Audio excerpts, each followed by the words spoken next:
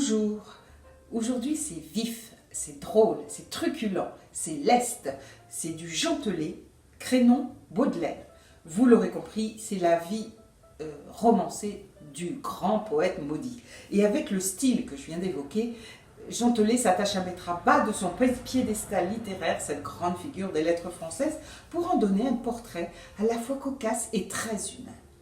Alors, tout est juste dans ce récit. Si vous ne connaissez pas la vie de Baudelaire, allez-y, lisez ce Gentelet, vous saurez tout. Depuis l'enfance de Baudelaire et son amour immodéré pour sa mère, amour contrarié par l'arrivée d'un beau-père qui l'envoie en Inde, son retour ici à Paris, où il mène une vie dissolue, dilapide sa fortune, opium, hashish, syphilis, l'amour pour Jeanne Duval, la grande inspiratrice, et de sa vie et de son œuvre, notamment Les Fleurs du Mal, amour trouble, très particulier.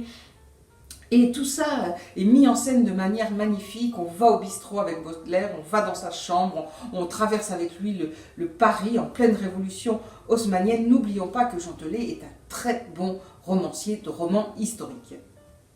Et tout ça avec une verve cocasse et totalement irrévérencieuse, sauf que en dessous, on perçoit tout à fait un réel hommage au poète, à commencer par l'introduction de poèmes des Fleurs du Mal dans le récit. Ces poèmes sont aussi mis en scène. On voit Baudelaire à la table d'un bistrot en train de regarder passer une femme et hop, nous avons la passante.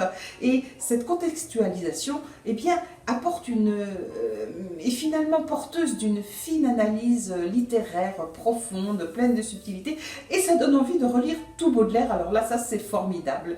Et puis le style aussi, quitte à écrire sur Baudelaire, on ne peut pas défaillir à cet endroit, donc Gentelet se surpasse, pourrait-on dire, en mêlant une langue qui pourrait être celle du 19e siècle à celle d'aujourd'hui. Il n'hésite pas à écrire.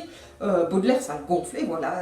Baudelaire est un type comme les autres, enfin non, pas tout à fait, puisqu'il a quand même une énorme capacité à l'autodestruction. Autodestruction qui nourrit, qui est à l'origine, à la base, le moteur de sa créativité, qui l'amène à se surpasser, à avoir des désirs d'élévation via l'écriture, qui fascine tout à fait Gentelet.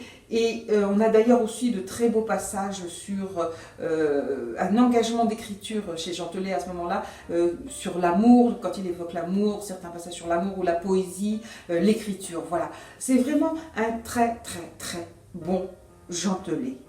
Crénon, Baudelaire.